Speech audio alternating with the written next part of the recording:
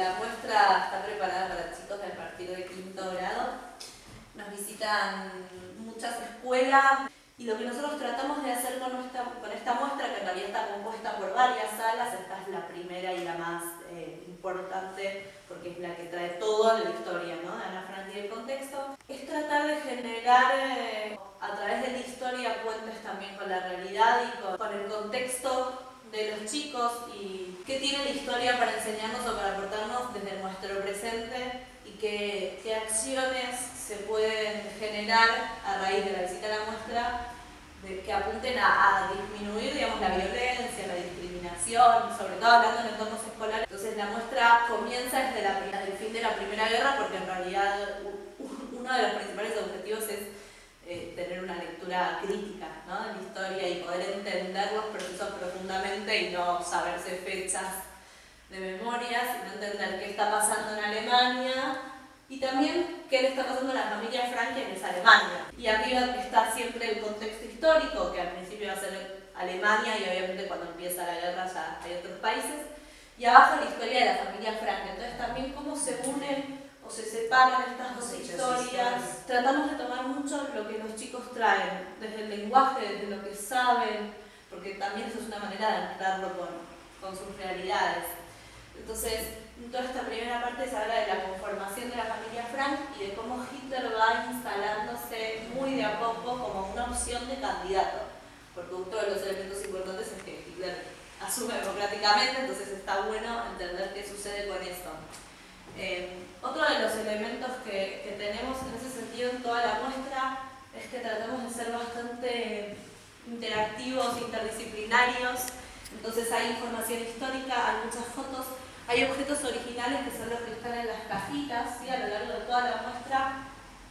Están los testimonios, a veces de Ana, a veces de Otto, a veces de otras personas, para poder ir intercalando y poder ir generando también una variedad a la hora de contar la historia. Otra de las cosas que tiene mucho que ver con la realidad y con tal vez la función social del museo es que aparecen muchos conceptos que nosotros tratamos de definir de una manera tal vez un poco más aséptica y después aplicarlos a la historia, porque son conceptos que se repiten, son ideas que se repiten en muchos momentos históricos. Por ejemplo, Hitler intenta hacer un golpe de Estado en el 25. ¿Qué es un golpe de Estado? ¿No? Digo, cosas que tal vez parecen muy sencillas, o cuál es la implicancia de la inmigración, cómo se toma una decisión de mudarse de país, de mudar a toda una familia del país. Entonces, son cosas que podemos ir desprendiendo de la historia y que son conceptos más grandes, que son aplicables a otras circunstancias y muchos son aplicables a la actualidad, ¿no?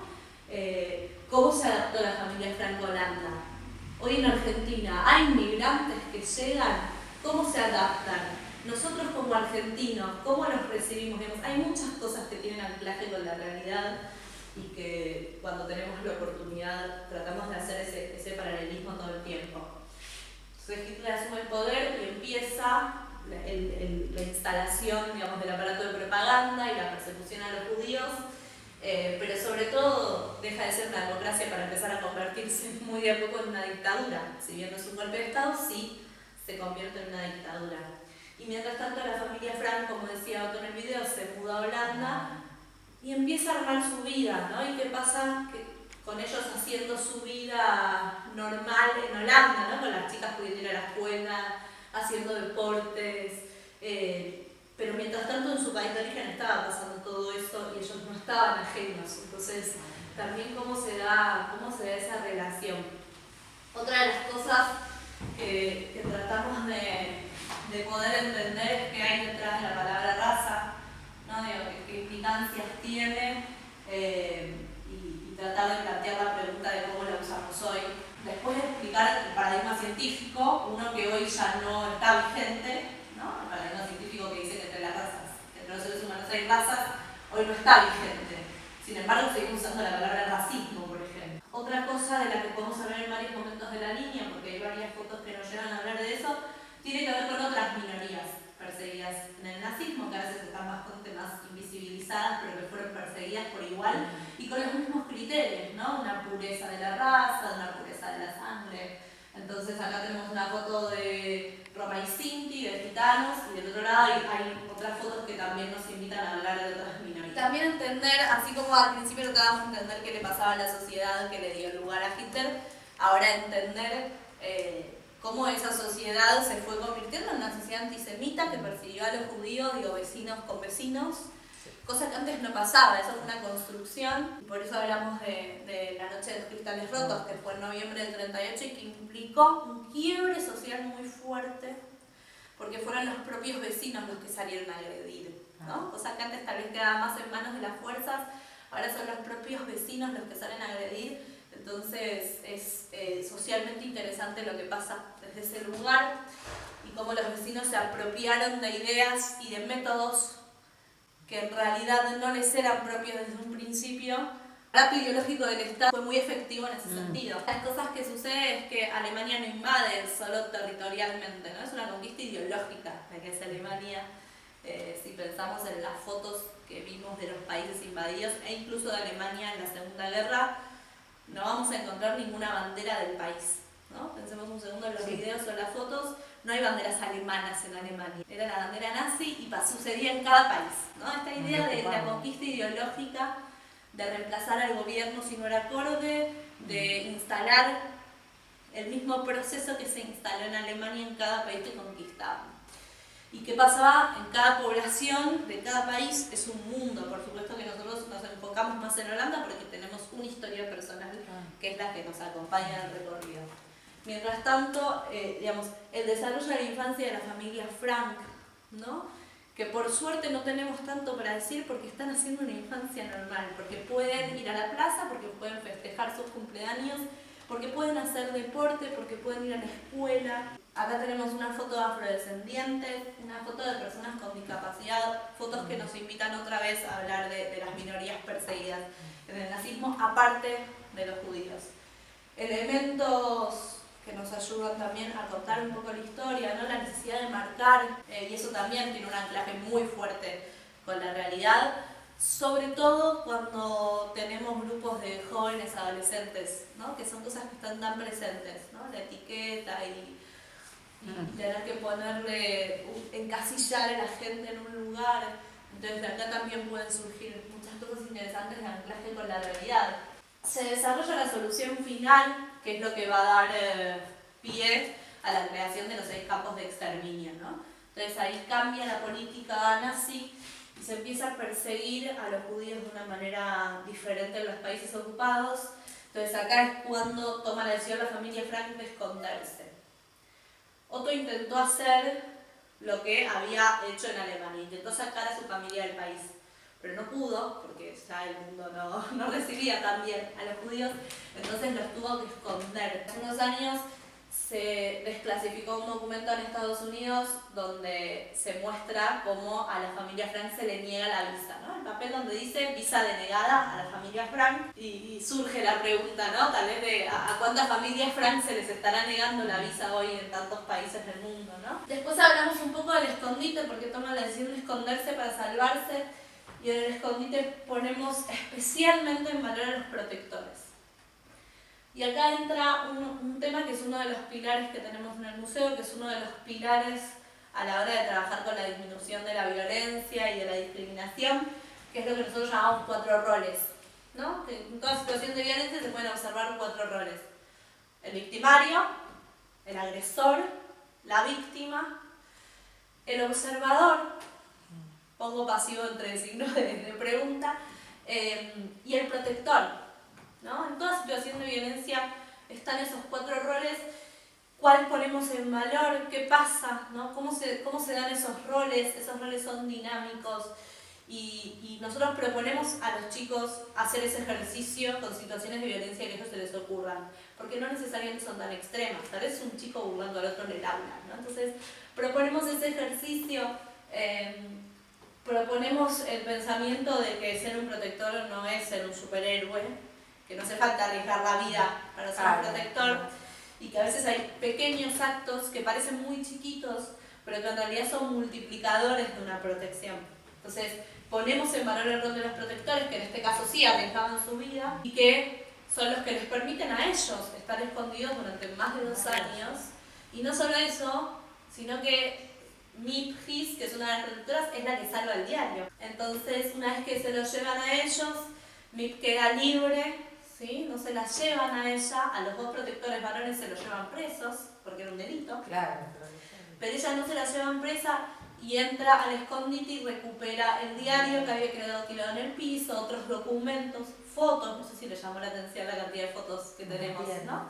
Entonces ella recupera un montón de cosas y lo guarda y solo se lo entrega a Otto cuando se enteran que Ana había fallecido. Antes quedó guardado respetando esa privacidad todo ese tiempo. Pero la realidad es que a los 2 años los encuentran, se los llevan a todos juntos, van a Westerbork, que es un campo de tránsito, que era medio campo, medio cárcel en Holanda.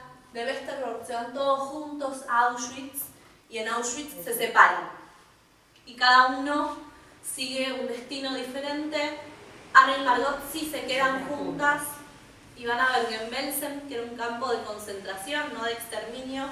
Por eso ellas mueren de una enfermedad. Acá tenemos otra vez algo que nos trae un poco a la vida, ¿no? Y nos da como un anclaje en un momento en el que estamos hablando de cómo se mueren. Hannah Goslar es una amiga de la infancia de la familia Frank, que de hecho está en las fotos donde hay 2 grupos de nenas, en la del arenero y en esta.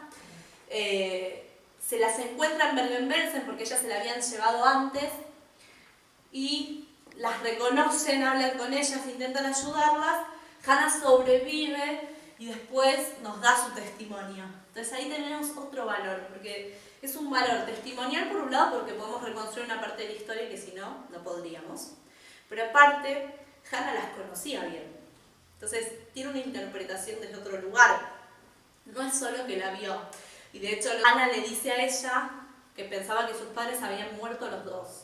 Y Hannah lo que dice es que ella cree que si ella hubiese sabido que Otto estaba vivo, hubiese tenido fuerzas, ¿no? Y eso nos trae también otro concepto que tiene que ver con la resistencia. ¿Qué es resistencia? Que no resistimos en nuestra vida cotidiana, no tenemos algo por lo que resistir. Digamos, escribir un diario es resistir o solo tomar las armas es resistir. Otto sobrevive, vuelve a Holanda. Y en Holanda se queda viviendo con Mipgis, la protectora, la que salvó el diario. Se dan cuenta que los 7 escondidos habían fallecido en diferentes circunstancias, en diferentes campos, y Mip le entrega ese diario que había estado guardando para Ana. Otto lo lee y muy de a poco empieza a compartirlo, a moverse, lo convencen de que lo publique, y él lo publica en una primera edición que se llama La Casa de Atrás, donde le recorta partes. Se editó en holandés. Hubo una sola edición en holandés porque a continuación sacó una segunda edición que se llama El Diario de Ana Frank, agregó esas partes y es la versión que todos conocemos, no una tercera versión, ¿sí? Entonces Otto publica primero La Casa de Atrás, después El Diario de Ana Frank, se vuelve muy conocido, se convierte en película, se convierte en obra de teatro. Y la gente le mandaba cartas porque quería conocer el lugar donde había transcurrido la historia. Le tocaba la puerta o le mandaba cartas. Y de hecho las primeras visitas fueron así, espontáneas, porque le tocaban la puerta de la oficina. Hasta que en el 60 decidió abrirlo oficialmente como museo a raíz de todos esos pedidos. Y sigue como museo al día de hoy. La primera observación es, bueno, ¿dónde estaba ubicada la casa, la oficina, no? ¿Qué había alrededor? ¿Cómo era la ciudad? La parte verde está representando la parte del escondite y la parte celeste de la oficina. Entonces, después de hacer esa observación, invitamos a mirar esta foto, que está sacada de la vereda de enfrente y si se ve o no la parte verde, ¿no? Que nos indica que a pesar de estar en el centro de la ciudad, en la mitad de la cuadra, en la mitad de la manzana, resultaba un buen escondite porque de afuera no se veía. Otto manda construir una biblioteca para disimular la puerta que tenía las 2 partes, porque una biblioteca disimula bastante bien una puerta.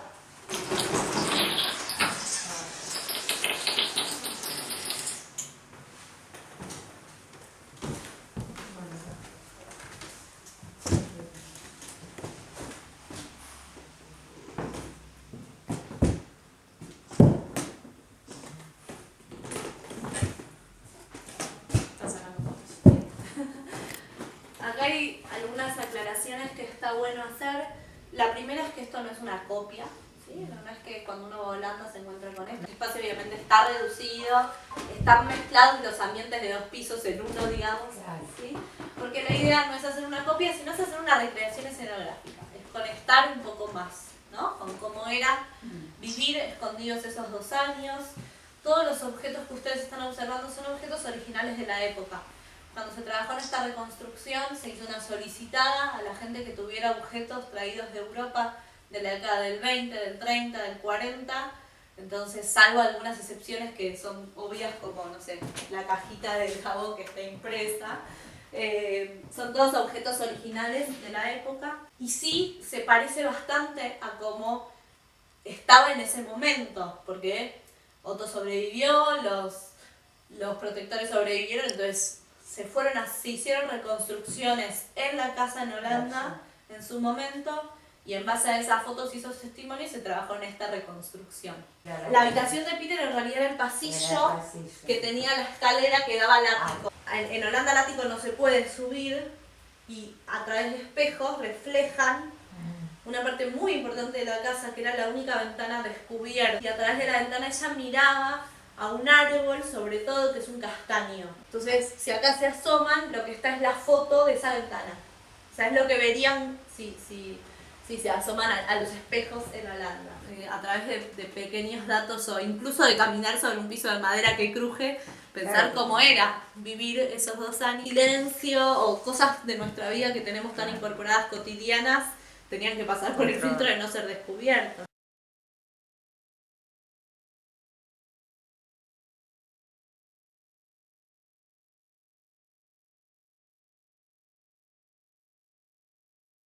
Es una sala que tiene como varios objetivos, ¿no? El primero tiene que ver con traer un poco a lo local de una manera más explícita, ¿no? Cómo se relaciona la historia que acabamos de ver, no en el sentido de Ana Frank, sino del contexto histórico del nazismo, con el periodo más oscuro que tiene la historia argentina, ¿no? El periodo más oscuro de Europa, el periodo más oscuro de Argentina. Entonces la sala empieza por estos 2 paneles que hablan de los mecanismos y procedimientos de un proceso que se ven reflejados en el otro. Nosotros no hablamos de comparación, porque comparar implica un juicio de valor. No es ahí a donde queremos ir. Sino a entender que, y de hecho, los ítems están escritos sin fechas y sin nombres propios. Y si leen alguno así suelto, lo que vayan viendo, van a ver que es, de hecho, da un poco de impresión, ¿no? A veces como la misma oración se puede usar para los 2 procesos. ¿Por qué? Porque es una manera, o sea, lo que se ve reflejado es la manera de usar el aparato estatal al servicio de estos objetivos, ¿sí? Yo el mejor ejemplo que encuentro para explicar estos paneles es en realidad un error. Cuando la diseñadora diseñó estos paneles, se equivocó en el epígrafe de estas 2 fotos. ¿Ven que tiene otro color, está pegado arriba? ¿No? Fíjense, es muy sutil, pero fíjense cómo es tan parecido lo que sucedió, es tan parecido el proceso y la intención, que hasta los epígrafes se podrían intercambiar. De la última dictadura militar a nivel histórico hay un solo panel de 4.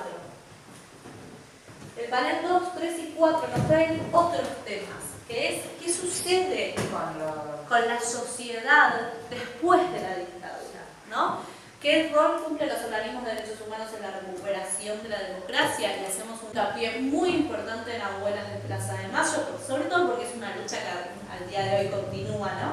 Entonces, nadie pasa por esta sala sin irse sabiendo de qué hablamos cuando hablamos de desaparecidos y qué implica ese concepto, y quiénes son los nietos recuperados o a recuperar, ¿no? Y el problema que tenemos el día de hoy es que se siguen violando los derechos humanos en democracia, no en Argentina, porque es el tercer mundo latinoamericano, sino lamentablemente en todos los estados del mundo. La democracia como sistema no nos asegura que no se violen los derechos humanos. Entonces, si esto sigue sucediendo a nosotros hoy en democracia, ¿será que podemos llegar a tener un rol y una responsabilidad como ciudadanos? Digo, ¿cómo participamos y cómo nos comprometemos en nuestra vida cotidiana como ciudadanos para generar una sociedad con plena vigencia de derechos humanos para todas las personas. Digo, es irse pensando en esto, es irse pensando propositivamente, es irse pensando en participación. Nosotros siempre decimos que, incluso se lo decimos a los chicos, ¿no? Que si ellos no se van preguntándose cosas, hicimos algo malo. Sí. ¿No? El objetivo no es enseñar historia, sino como la historia nos hace reflexionar sobre nuestro presente.